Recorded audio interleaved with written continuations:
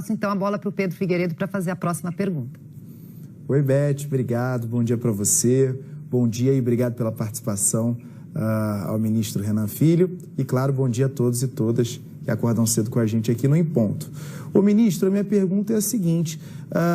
Os transportes, a área de transporte, me parece que será uma das áreas mais contempladas por esse programa de investimentos. De que maneira esses recursos serão aplicados? Quais serão as obras prioritárias nesse setor, que é um setor extremamente importante para a infraestrutura do país? Olha, Pedro, primeiro, o transporte será fundamental no novo plano, sobretudo em virtude do baixo investimento, como vinha dizendo, que o Brasil tem feito ao longo dos últimos anos. Só no ano passado, para exemplificar, o Brasil investiu 6 bilhões e meio de reais apenas na infraestrutura de transporte nacional. Isso é muito pouco. Isso é quase o mesmo valor que investiu o Uruguai, que investiu lá na infraestrutura de transporte deles $1 bilhão, que dá quase a mesma coisa que o país. Só que o Uruguai tem 60 vezes menos população que a gente e uma área muito menor do que a nossa. O nosso desafio, portanto, é muito maior do que esse. O presidente Lula, por meio da PEC da transição, garantiu a elevação de 6 bilhões e meio do investimento no ano passado para 22 bilhões de reais esse ano. E nós vamos ter aproximadamente 70 bilhões de reais no novo plano de investimento para investir nesses 4 anos. Isso vai garantir a retomada de todas as obras que estavam ou paralisadas ou andando lentamente porque não recebiam os recursos necessários para cumprir o cronograma físico-financeiro. Serão cerca de 250 a 300 ações de restauração, de adequação de capacidade e também a manutenção de toda a malha. O Ministério dos Transportes ele é, sem dúvida, o que tem o maior número de ações. Isso vai garantir uma transformação importante. Para que você tenha uma noção do que representa isso por estado, em Santa Catarina, o ano passado, foi investido apenas 264 milhões de reais. Esse ano vai ser investido 1 bilhão 310 milhões de reais. Isso é 5 vezes mais recurso. Em Minas Gerais, foi investido no ano passado 252 milhões e esse ano nós vamos investir 1 bilhão e 600, 6 vezes mais recurso. Isso vai melhorar bastante a infraestrutura, nós vamos ver a qualidade da malha parar de piorar e voltar a melhorar. Tem ações de manutenção muito importantes, que a nossa malha foi depreciada ao longo do tempo pelo baixo investimento imposto pelo teto de gastos. Então, nós temos muitas obras importantes no Brasil inteiro. Obras na BR-101 no Nordeste, a finalização da duplicação da BR-116 no Rio Grande do Sul, no estado de Minas Gerais, obras públicas e obras de concessão na BR-040, na BR-381, que precisa muito de investimentos, obras no Arco Norte do país, no Pará, o avanço da Transamazônica, que praticamente parou ao longo dos últimos anos e a gente sempre observa imagens muito negativas de lama, na tentativa de escoar a produção por estradas de barro, de lama, obras no Brasil Central, obras de ferrovias também, o que é fundamental para fortalecer o escoamento da produção. Então, assim, para concluir, são muitas ações específicas no Ministério dos Transportes, mas o fundamental é o incremento do volume de investimentos, tanto público quanto investimentos privados, o que vai totalizar em toda a carteira eleita até 2026 o investimento de aproximadamente 250 bilhões de reais. É muito significativo.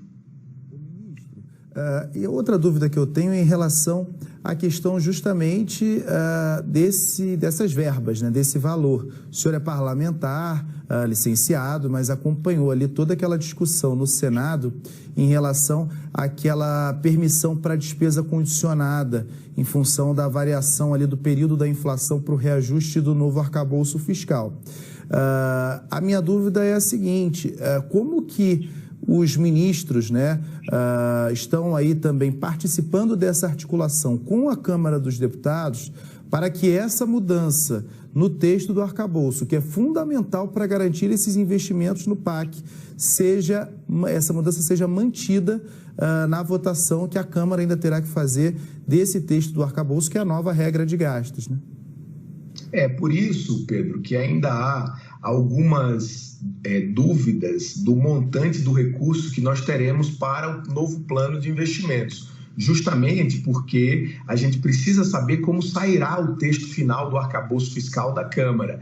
É exatamente isso que você coloca.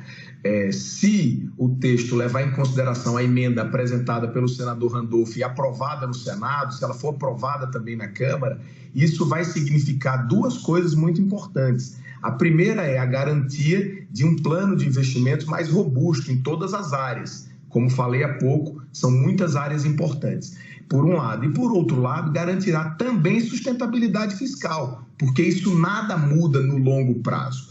Então, assim, o governo Lula ele deu uma solução muito engenhosa. Ele transformou o teto de gastos, que imobilizou o investimento em várias áreas, parou a educação pública do país, parou o investimento em saúde, praticamente aniquilou o programa Minha Casa Minha Vida, construindo quase nada nos últimos 4 anos, e também muito pouco foi investido lá no Ministério dos Transportes. Agora, a gente vai ter uma capacidade de investimento muito maior, mas é melhor se o texto for aprovado na Câmara, como foi aprovado no Senado. Melhor para o país, não é melhor apenas para o Ministério dos Transportes, é melhor para o país, porque vai ter um investimento mais robusto e mais investimento. Com a garantia da sustentabilidade fiscal, a gente ajuda a economia a crescer e isso é o que todo brasileiro espera, certamente, do governo. É isso mesmo. Desculpa, Beth, só uma última perguntinha. E tem uma questão que eu acho que fica muito no ar, que é nesse momento em que você tem uma transição aí para uma energia mais limpa e também, de alguma maneira, para você ter aí uma economia mais verde, até como a Beth colocou na primeira pergunta, de que maneira esses investimentos em transportes vão priorizar meios mais eficientes e com um consumo menor, por exemplo, de combustível fóssil, né? Há algum investimento de infraestrutura nesse sentido para que isso seja priorizado, já que isso, inclusive, é um dos pontos que o próprio presidente Lula colocou lá em Bruxelas, que faz parte de toda essa negociação, até mesmo com a União Europeia? Assim, Pedro, isso é muito importante. Essa agenda da descarbonização, ela é uma agenda transversal, ela precisa ser discutida em todas as áreas. E vale enfatizar que, mundialmente falando, a área de transportes é considerada a área que mais emite carbono no mundo. Não é só transporte de caminhão, de veículo, como a gente observa na imagem, mas também transporte aéreo, transporte por navios. Todos esses meios, eles emitem muito carbono. E a gente está trabalhando com um novo plano nacional de logística para, por exemplo, ampliar a participação do modo ferroviário na exportação do que o país produz. Isso já ajuda. É mais limpo do que a exportação por caminhão, diminui o volume. Um trem transporta uma infinidade de caminhões, o que significa dizer que isso já colabora. Mas nós estamos discutindo de maneira estratégica, com pastas específicas, várias agendas importantes nessa transição. Por exemplo, a discussão de corredores verdes nas novas concessões, para que a gente garanta a possibilidade de termos caminhões a gás exportando a produção de grãos do Brasil Central para os portos do Arco Norte e para os portos, especialmente o Porto de Santos e São Paulo. Esses corredores verdes, eles dialogam diretamente com essa transição energética que você coloca. Então, transição energética não é somente instalar placa solar, captar energia a partir dos ventos, discutir exatamente a transversalidade entre as áreas, e a área de transporte, por ser grande emissora, precisa colaborar, está conectada com essa agenda, o presidente está conectado com a agenda internacional. Recentemente, o Brasil se tornou membro permanente, efetivo, do Fórum Internacional de Transportes, que ao longo dos últimos anos era apenas observador, porque justamente não queria estar submetido a essas discussões. E discutir isso mundialmente é muito importante para o desenvolvimento do Brasil, porque esse nome Brasil, que é o nosso país, é uma marca internacional muito forte. É uma marca de quê? De preservação ambiental, de povo trabalhador, alegre, feliz. É uma marca propagada pela música, pela cultura, pelo samba, né? Pelo alto astral. Então, o presidente Lula ele vem embalando essa marca positivamente. E por isso, recentemente, ele esteve em Paris e na Torre Eiffel participou de um evento de música internacional. Isso, para quem é da política, é raríssimo. Por que isso ocorre? Por dois motivos. Porque o presidente Lula ele é uma figura internacionalmente destacada, reconhecida, carismática e um líder internacional em conteste.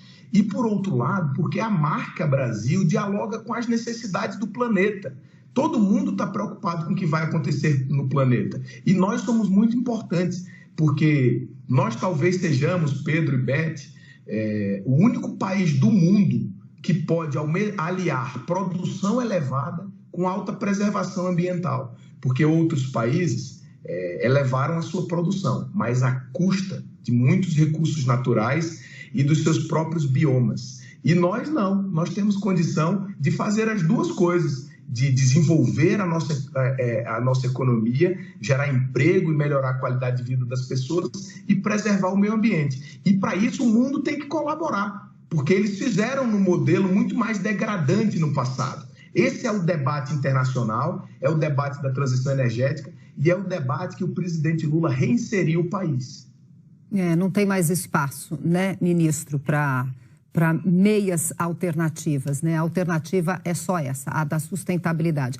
Ministro, muito obrigada, viu, por estar aqui conosco. Que bom que restabelecemos o contato. Quantas informações a gente recebeu aí.